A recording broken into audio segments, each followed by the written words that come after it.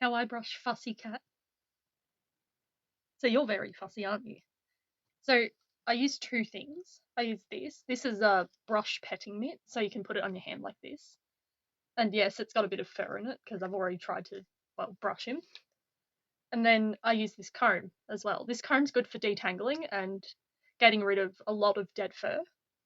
And he's jumped down as I speak because, he knows what time it is. And I like to brush him in a spot where it's, well, comfortable for him. So, yeah, that's my bed. Yeah, it's not ideal, but my bed sheets need a wash anyway, so I do it every like few weeks or so. Whenever my bed sheets need to be washed. Now, unfortunately, I've already washed these because I had a work schedule mix up, so I've already washed these this week. But generally, my bed washing schedule's every 3 weeks, so the cat gets brushed every 3 weeks. But our other cat, our white cat, gets brushed every week because he is a lot more furry. He's got the double coat and he's just generally shedding a lot more hair. Now, I'm going to wait until he comes back because he's left. He's just gone. Nathan, hey, come here. Come on. It's time for your brush. Also, don't mind the bin at the side. Nathan, come on, buddy. We do this every 3 weeks. You're looking ratty. You need to get brushed. Come on. Come on. Come on. No? Okay. I'll wait for you for now. The door's closed, so you're not going to be able to leave until you get brushed. All right? All right. So I've got him. Right now I'm just sort of comforting him, helping him lay down, helping him get comfy. You got hair in my mouth. No. Nice try. Were you acting like you were comfortable and then you were going to spring into action? Hey, that's silly. Don't do that. Come on. Hey, you're okay. Yeah. Hey, come on, Nathan. Oh, what are you doing? What? You got yourself into that mess. He tucked himself under my arm and then started meowing because he got stuck. You moron. All right. Attempt 2, we got him back. Normally this takes me like 5 or 6 attempts just to like get him still, and he does it every single time, without fail. So I've got him. Are you happy now? Are you happy if we proceed? It's gonna make you feel better when you get brushed because you'll have all your loose furs all gone, and therefore you won't lick yourself and throw up as often. Hey, hey, you gonna be calm? You gonna be gentle? Yeah? Can you do that for me? I can tell by the way your tail's moving that you're not. As soon as I get this thing out, he's gonna run. But generally I just stab it down into the bed and put it on like this so I can still hold him with my other hand. So yeah, I've got the mitt on. He's going to start like, getting upset. So first I start with his chest because like obviously that's the hardest, and I don't strangle him. I just gently put my hand here and just slowly brush his chest. Yep. And then I start from the head. I don't do too far down. I do like just behind his ears, starting there, and slowly move down his body because he hates the brush. Our other cat, Squirrel, the white one I mentioned earlier, he loves it. He loves being brushed and will willingly get brushed. This one, no, he never liked it. So I just gently brush down his back. I do it in sections. So I divide him up into 3 sections and just slowly brush him. Doing the side of his ear, the other side. This one is supposed to stimulate like the lick of a cat's mum as well, like this side. I don't know if you can see it, but it's got 3 prongs on each little brush blade thing. So yeah, just gently brush him with this. And this one's supposed to calm him down, like it's supposed to be more calming. Yeah. And then I'm slowly working to his butt, to where his tail is. He'll hate this part, like he'll really not like it, but yeah. That's just normal cats. Funny thing is, he loves being petted and loves having his tail touched. But then when it comes to brushing, like he will flip his lid. So what I do is I put his tail against my leg. So you see it, I'll angle this. You see it out there? So when I go and brush his tail, I use my leg to my advantage. And wearing all black was a bad choice on my part, but yeah. I use my leg and just brush his tail gently against it, and he tried to escape. Yep, happens. Hey, baby. Hey, calm down. calm down for me. Yeah, calm down, calm down. There you go. All right, so he's been brushed through with that. I just get my hand, remove any loose furs all over his body, and then I start with the part that he really hates. Like, he really dislikes the comb, but this is much easier for me to hold, and I just gently start, like, from the front of his ears, because this is the part we didn't brush earlier with the brush, and I go very gently, very softly, because his whiskers are there. Then I start bringing it back. Now you see this? Yeah, already there's a knot in it, so this just helps him get rid of all those knots that we talked about earlier. So I just gently go down the side of his face. Yep, other side. Can I get to the other side? Thank you. Thank you, buddy. And then down his chest. If he lets me, it's a bit more knotted there.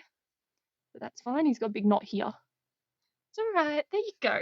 And then I will start behind his neck and just keep on moving down in the same order that I did with this brush over here with the big friggin' mitt that I had. I'll just go down the side. Hey, you're okay. Yeah. This one you don't need to use as much as a mitt. But because he's got the double coat, like, but not as badly as the other cat, he doesn't need as long of a brushing session, which works in his favour because he hates them. He hates the brushing sessions. And yeah, this just works to prevent knots, to brush out even any dead fleas. Like, if it comes time for his 3-monthly treatment, like his flea, tick, and worming treatment, this just gets rid of any dead ones if he has any dead ones in his fur. It's alright. Hey, I can get to the bottom of your chest. Thank you. And I also like to do their stomachs as well, like just under here. Now, he is desexed, so there's no parts I'm going to, like, touch and hurt. But it is important to just, go gentle, especially on the parts where there's bones. So, like, you can see I'm just gently brushing his leg, down his legs. Yep. Thank you for that. Thank you, buddy. Thank you for being patient with me. You're all right. You're all right. So we're doing the same thing again with the tail. We're putting it on our lap. Yeah, no. I know. You don't like it, do you? Yep. And then I'll just get his back paw. And the other one he won't let me touch at the moment. Oh, yeah, I know. And then if there's any bad furs, I like to just give a brief little back comb, like, not hard, because it will hurt him if you go way too hard. So I just back comb him a little bit, like, especially in the spots where he gets a lot of fur. Just back comb him. Yep, back comb you. You're happy, aren't you? And then we'll just brush it all out. Brush all those dead furs out that we just back combed. Yeah, it's all right. Now, before the final brush, I like to just give him a break. So I just let him go, let him just, explore his surroundings, just have his own time to himself, really, because he hates the comb. But this he doesn't mind, as much, but unless you, like, approach him really aggressively. So you just do it calmly, and, well, he'll be happy with you. And yeah, while he's just chilling, I just remove all the fur. And I do have a bin in my room, so because I brush him in my bedroom, I just put the fur in the bin over the side, and then, yeah, just wait for him to calm down. Alright, so it's been about 10 minutes since I used the comb on him. I've brought him back. He's not, he just sort of wants this over and done with, so what I do is I just get the mitt, and you see this other side, right? This is the side I finish up on, because it's a lot easier, and he snuck off, because I grabbed the mitt and didn't restrain him. So I'll just quickly pick him up. I'll just quickly go off to the side and grab him. It's alright. Yeah, it's okay. There you go. There you go. Hey, sit down. You'll notice as well, I've got my soft blanket. Like, I've got the soft blanket that, because he likes laying on this, he likes the feeling of it on his paws. So I've got the soft blanket for him to lay on. I've got the mitt on. So basically what I'm going to do is just quickly give him his final brush. This is like, it does almost a similar job to the comb, but it's the same texture as the other one, but it doesn't have the 3 prongs on the end of each brush spike. So yeah, I just very quickly go over him with it. This is just to finish him off, just to, like, remove any last hairs. See, now he's getting upset. He's starting to, like, not love this too much, but this actually, like, really removes the fur. This last bit, like, it'll help him out a lot. Oh, baby, I know. Can you lay down for me while I just quickly finish you?